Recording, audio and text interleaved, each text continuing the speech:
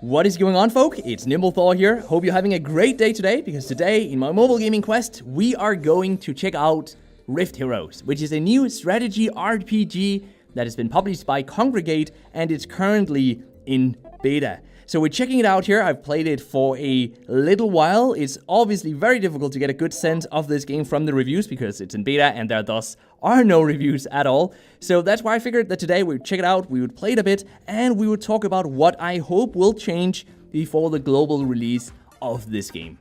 So part of what I hope will change is that we cannot go back and play older levels, and that's an issue, because at some point we do have to grind a little bit to get enough gold and enough resources to keep upgrading our heroes. And we can't do that, but I'll show you guys what that means for us being able to play the game later on. For now though, let's go over the basics of the combat. So the way it works is that we can deploy our heroes to one of these 6 positions here on the map, and the opponents do the same, and then, each round, every unit then gets to attack. So to begin with, we want to have a line of defense between us and our hero on the very left side. So we want to maybe deploy this rogue-like character over here. So now at least we have a line of defense, which means that our main hero cannot be attacked. And that's important, because when that one loses all of its HP, we will lose the match. So that also means that that's what we're trying to make happen on the other side. And we actually won here because our warrior there went for the kill, and we completed this mission for the first time, which gives us quite a bit of awesome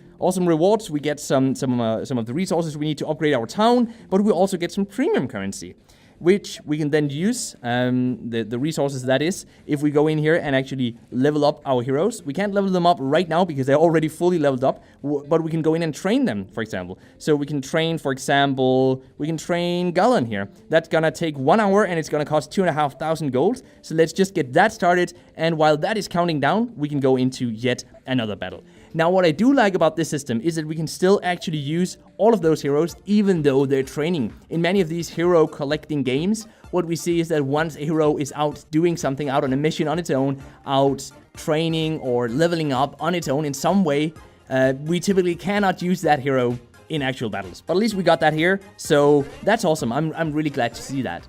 But I'm just really sad that we can't go back and try to get more resources if we want to. The only way we can do that is by automatically finishing a level, and we can only do that 4 times per day. We can simply click a button and the level will automatically be played instantly, and that will give us some rewards, but it won't allow us to keep doing that more than 4 times unless we pay real life money. So that's where we get into the monetization, and it's not really a nice way to monetize, honestly. I'm also hoping that before the global release, we'll see more types of battles and more interesting PvP. So right now, the only 2 types of battles we have are the single player battles here, and then we have a non-real-time PvP, which is frankly quite boring and quite pay to win, because if we've paid money to get better heroes, more heroes, then we will definitely win, because it's all just about the statistics at the end of the day. If it was real time though, there would be some strategy going into where you deploy your units, but since we're just fighting against a bot, it doesn't really matter at the end of the day. The game will choose who should win, more or less at least. Let's place our last unit over here though, the archer, and we should be able to win this match quite quickly. Look at this. This one is going to deal a lot of damage. Yes, there we go. 60 damage. And I think our warrior might be able to finish off the character, the other hero, straight away on the next attack. Let's hope for the best, guys. Let's see what's going to happen. Is it going to deal enough damage? Not quite enough damage, though, but we're getting really close now, and most of these matches do end in very few rounds. So I do like the short gameplay. I like the graphics. I like the art style overall. I like the music in the game. There's a lot I like about this game. There's lots of potential in the game.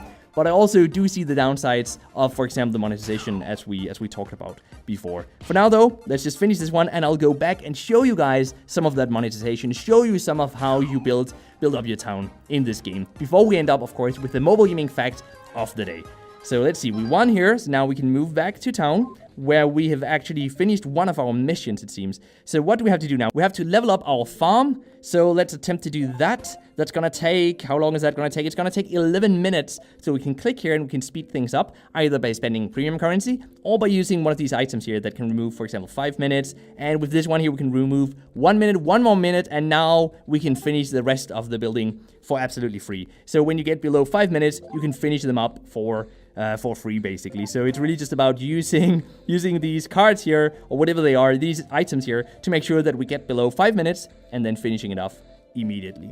I don't like the wait times, but what I do like is that we can have more things going on at the same time, so we don't have that limit of, hey, you need another builder, you can't build more right now. That's the most horrible system of all. So overall, what is the conclusion on this game? It's in beta, a lot might change before the final release. I hope a lot will change before the final release, because at this point, it very quickly becomes kind of boring, just going into yet another battle, and that's why I'm also hoping for more types of combat later on. The good news is that I do think they're gonna add more types of combat later on, because if we go here to the world map, we can see two types of areas that we can't enter just yet. So there's the Gloom Weave over here, not available yet, and there's the Arcos over here. So whatever that is, I'm really looking forward to seeing what it is. Let's go into a PvP match, just so you guys can see how that works. By finishing a PvP match, by the way, we get a chest, and that chest takes 3 hours, you guessed it, to open. So we have to wait for that, or spend more of those items that we talked about before to speed it up. And then when that opens, we get some rewards. They don't give super awesome rewards, so it's not a big frustration to have to wait. Oh, we won very quickly here. But it's nice. I mean, it's nice that we do get some rewards. And my main complaint really is just that the PvP is boring, as you guys could see. It's right now it's too easy, and then later on it's probably going to be too difficult, right? Neither of which is fun. Like, it's not fun to have a game that's too easy. It's not fun to have a game that's too difficult. I'm just not liking the PvP overall. But what do you guys think about it? Do let me know in the comment section down below. And now for the mobile gaming fact of the day, which is that the MOBA Arena of Valor, which we covered here on the channel quite some time ago, by the way, when it released, has now earned more than $3.5 billion globally. And the developers, Tencent, are focusing heavily on esport tournaments as well, in the Western region, because most of that revenue, game revenue, comes from China.